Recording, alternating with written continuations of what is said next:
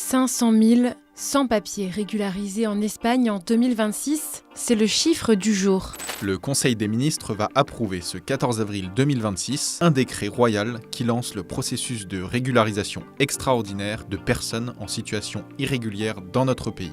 Encontrarse en nuestro país antes del 1 de enero del 2026, haber permanecido en España al menos 5 meses ininterrumpidos en el momento de la solicitud, carecer de antecedentes penales y no suponer una amenaza para el orden o la seguridad pública.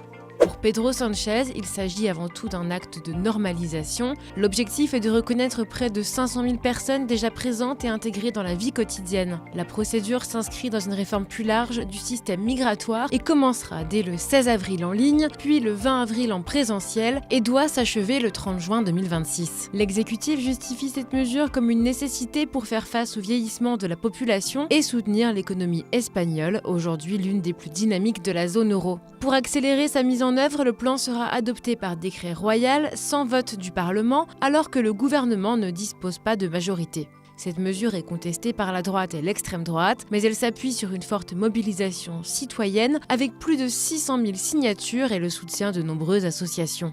Une décision qui confirme la position à part de l'Espagne en Europe à contre-courant du durcissement migratoire observé dans plusieurs pays.